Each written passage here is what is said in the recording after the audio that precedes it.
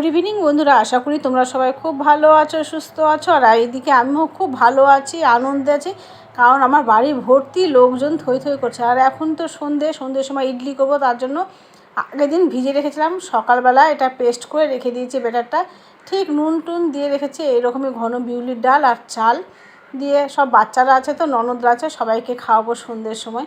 আর এখানে কড়াইটা বসিয়ে দিয়েছি বাদামের চাটনি, আর এই যে ইডলি বসাবো, তার জন্য জলটাও বসিয়ে দিয়েছি গরম করার জন্য। আর এখানে তেলটা বুলিয়ে রেখেছি, তেলটা না হলে না প্রথমবারে তেল দিতে হয়, পরের বারে আর তেলটা দিতে হয় না।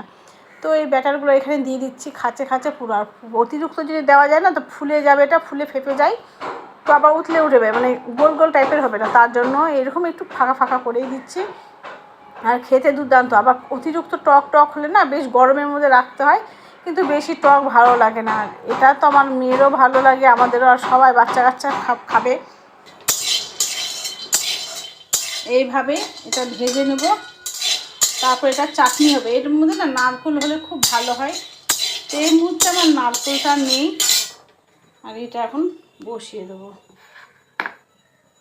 এটা আমার বড় মেয়ের ভীষণ প্রিয়, বড় মেয়ে, আর আমারও ভালো লাগে, কিন্তু আমার ছোটো মেয়ে আর আমার বর খাই না, এরা দুজন।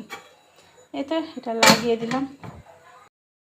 এদিকে দুধ বসিয়ে দিয়েছি, আর এই সাইডে অনেকটা হয়ে গেছে, এই যে ফোলা ফোলা হয়ে গেছে একদম অনেকটা। আর একটু হলেই নামিয়ে দেবো। আর রান্নাঘরে আমি রান্না করছি, আর আমার মেয়েকে পড়তে বসিয়েছি, পড়াশুনো করছে, ওইদিকে লেখাপড়া করছে। এখানে আমি বাদামি চাটনি করার জন্য যা যা নিয়েছি, এই যে 3টে কাঁচা লঙ্কা আর 3টে থেকে 4টে কোয়া রসুনের, আর আদা কুচি নিয়েছি ছোটো রকমের। তোমাদেরকে দেখাবো, আগে ভুলে গেছি, এত হুড়পাড়া পাই না, লোকজন বাড়ি ভর্তি, তো আমি কোনো মধ্যে আন্দাজ পাচ্ছি না আর কী বলবো। জলটা দিয়ে পুরো টেস্টটা করে নেবো। আর এর মধ্যে নারকেল হতো আর ছোলার ডাল হতো, আরও বেশি টেস্ট হয়। তো যা ছিল তাই দিয়ে করলাম। আর এখানে ফোড়ন দেওয়ার জন্য শুকনো লঙ্কা, কারি পাতা আর সর্ষেটা দিয়ে দেবো, যেটা সাউথের সর্ষে কারি পাতা আর শুকনো লঙ্কা লাগে ওটা। হিং দিলে হিং দেওয়া যায়, তো চাটনির মধ্যে কোনো হিং টিং দেবো না, এটা সাম্বারার সময় আবার হিং দিলে বেশি টেস্ট হয়। তো এই তো দিয়ে দিলাম এগুলো। এরা কী বলতো, এটা বাটির মধ্যে এমনি এক্সট্রাভাবে মানে দিয়ে দিলেও হয়, আমি পুরোটা দিয়ে ফুটিয়ে দিই। আর এই যে কমপ্লিট আমার ইডলি আর চাটনি।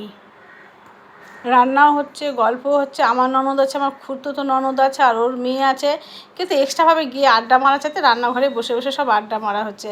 আর এই যে সব দিয়ে দিলাম, খাবার গরম গরম, তোরা খেয়ে নিচ্ছে। আর আমার এই ননদ যারা এসেছিলো চলে গেছে।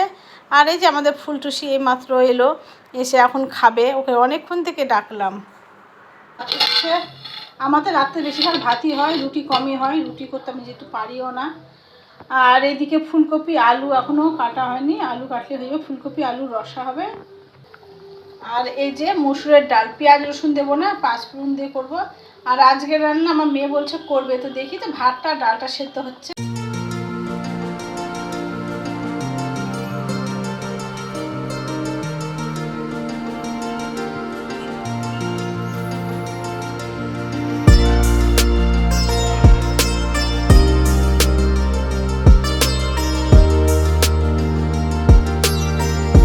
আর এইখানে আমার এই লাল মাছটার যে কি হয়ে গেছে, উপরটাতে দেখো মাংসর মতন বেরিয়ে গেছে ফুটে, তো দুই দিকে হয়েছে, বোঝা যাচ্ছে না এটার যে আবার কী ট্রিটমেন্ট হচ্ছে, আর কত যে ব্যথা কষ্ট পাচ্ছে ওরা বলতে পারে না। তাই দেখছি কি যে বুঝতে পারছি না কি হলো না হলো। তাই ওরা এক একজন এক একটা কমেন্ট করছে, কেউ বলছে ক্যান্সার হয়েছে, কি না কি বলতেই শুরু করে দিয়েছে। বড় বড় কেমন হয়েছে আমার মেয়ের রান্না বলে দে।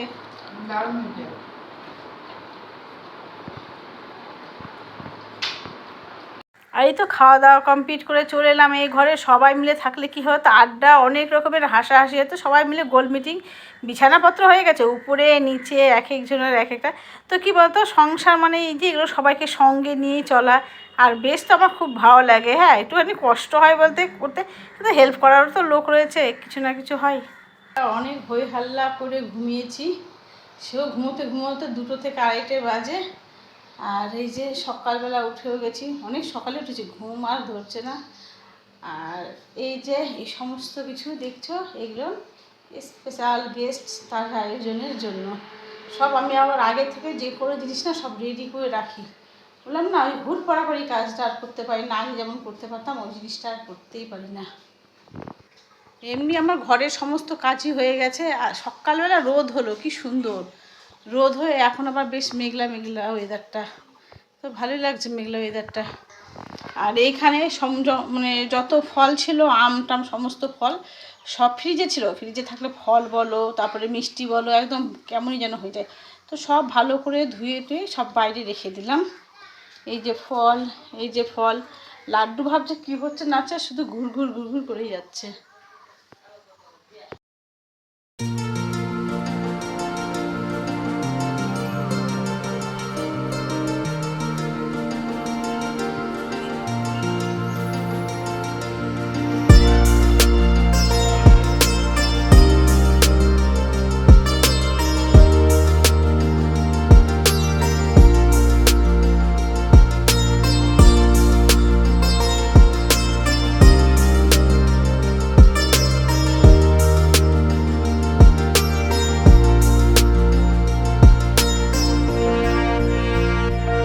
এইদিকে গঙ্গারামপুরে যাবো বলে হুড়পাড়াপাড়ি কাজ শুরু করে দিয়েছি, তো আমার এই দিদিটা আবার আমার হেল্প করে দিয়েছে, সব সবজি কেটে দিলে খুব তাড়াতাড়ি কাজকর্মগুলো হয়ে যায়, মানে রান্নাবাড়িটা বিশেষ করে। তো এইদিকে আমি ডাল সেদ্ধ করতে বসিয়ে দিয়েছি, আর সব কিছু মিক্সে একটা সবজি করব তার জন্য, আর এটা ডালের মধ্যে দেবো, খুব ভালো লাগে লাইয়ের মানে ডাঁটাগুলো। আর এই যে মিক্সচার সবজির মধ্যে দিয়ে দিলাম, এগুলো হতে টাইম লাগে না, আর এর মধ্যে আমি কিছুই দিই না, শুধু আদাটা থেতো করে দিই, চিনি নুন হলুদ এই দিয়ে, জলটা যত শুকোবে তত। আর এদিকে আমার ডাল এটাও সেদ্ধ হয়ে গেছে। আর যা যা রান্না হচ্ছে চলো তোমাদেরকে দেখাই। প্রথমে তোমাদেরকে দেখাচ্ছি আমি ভাত, ভাত দেখানোর কিছু নেই তাও দেখাচ্ছি। ভাত হয়ে গেছে, আবার এক হাঁড়ি ভাত হবে, তো এটা এক হাঁড়ি নামিয়ে নিয়েছি, পরে করবো আর এক হাঁড়ি। এটা হলো বাটা মিষ্টি কুমড়োর পাতা, তারপরে তোমার হলো মানে আলু, তারপর তোমার পটল, আর বেশি করে কাঁচা লঙ্কা রসুন দিয়ে ভেজে এটা বেটেছি, খুব দুর্দান্ত লাগে খেতে, যাদের মুখে অরুচি তাদেরও খুব স্বাদ লাগে।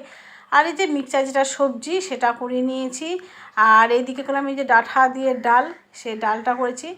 আর ডিম যেটা রয়েছে সেটা আমার ননদ করবে, আর এরপরে এবার ব্লগ শুরু হবে, তার জন্য আপাতত বন্ধ রাখলাম। এই ভিডিওটি এ পর্যন্তই, টাটা বাই বাই।